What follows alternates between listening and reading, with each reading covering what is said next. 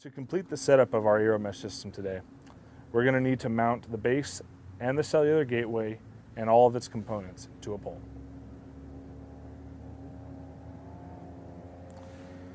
The way that I like to mount the base is using self-tapping screws, putting them in these brackets, and mounting them to the galvanized pole. As you can see, I've already done it here with the cellular gateway. This is a complete setup of a base, solar panel, cellular gateway, and battery pack. This is the order in which we like to see a cellular gateway completed. The base will always go on top. This is what's collecting the data from the various nodes in the field, so we need to make sure it's at the highest point. We then put the solar panel and always try to direct this and this panel to the south. The cellular gateway then goes down below, and of course on the bottom you have the battery pack. This is the ideal way and the recommended way to set up your cellular gateway system. As I mentioned earlier, the base is connected using self-tapping screws to the brackets. The solar panel is actually being held to the pole by using hose clamps.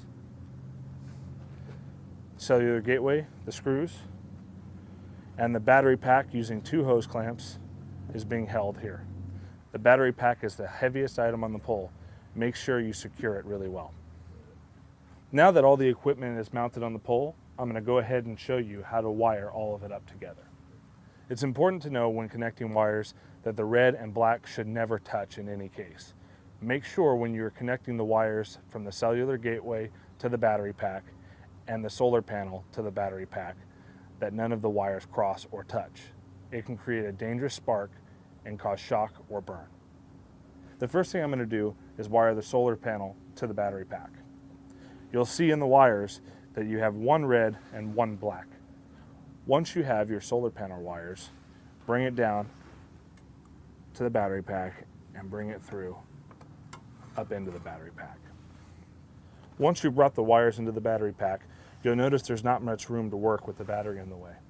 A good idea would be to loosen it up and simply slide the battery down. Now that the battery has been slid down, we'll actually connect our wires to the solar panel output. Notice on the battery pack, you have the solar panel output, the positive and the negative terminal. For the battery, you have the same positive and negative terminal, and on the load, you have a positive and negative terminal. Solar panel wires will go to the solar panel terminal. Red is your positive, black is your negative. After you've connected the wires to the right terminals, you should see this. Red to the positive, black to the negative, and they're in securely. The screw is simply a Phillips head screw. That's all you need. The next terminal is for the 12-volt battery. When the battery pack comes to you, you'll already see that the black and red terminals are connected. The black is even connected on the battery post. However, the red is not. Do not connect this yet. This will be the last thing you connect to get full power to your cellular modem. The next terminal is the load. This will already come connected as well. The wire for the load is a long wire, just like the wire from the solar panel, and will go all the way to the cell modem and connect inside. So now I've taken the load wire and I'm going to go ahead and connect it to our cellular modem. Again, I enter the cellular modem through the bottom.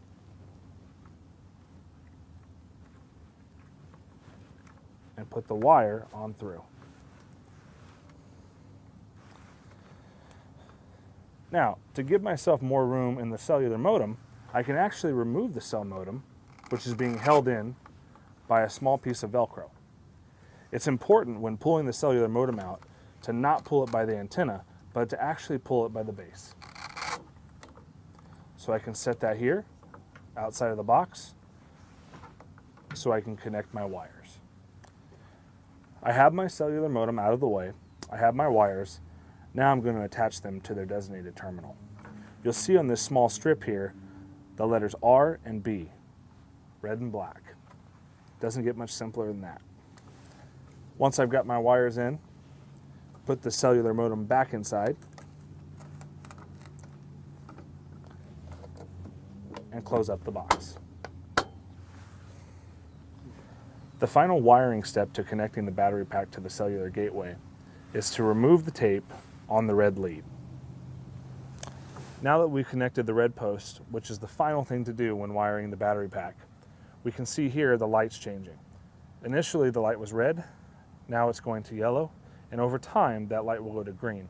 That shows you that you have a full charge to your battery pack. In addition to this, you'll see a solar panel light indicating that the solar panel is also working and using a charge to get back to the battery. It may take quite some time for the red to turn to yellow and then yellow to green. In most cases, you see the green fairly quickly, within a half hour, but allow time. Once all your wires are connected, it's important to remember to refasten your battery. It's important to note that because the cellular gateway does not charge like the other nodes in the system, once you connect it to the battery pack for power, it will then begin looking for the base to associate. You can either take the base and place it next to the cellular gateway, or you can leave them on the pole very close together and they probably will associate. But your best chances are to bring the base and set it next to the cell gateway so that they can associate. To ensure that you're getting power to the modem, you should see a red light in this port on the bottom of the modem.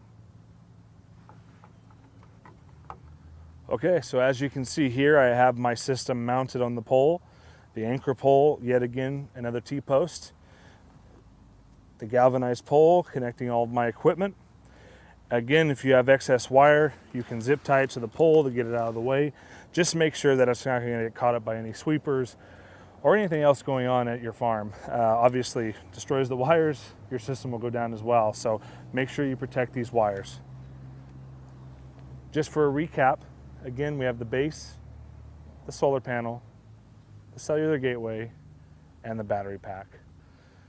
If you can, always try to keep these two items at eye level in case you ever have to do any maintenance or troubleshooting on the system.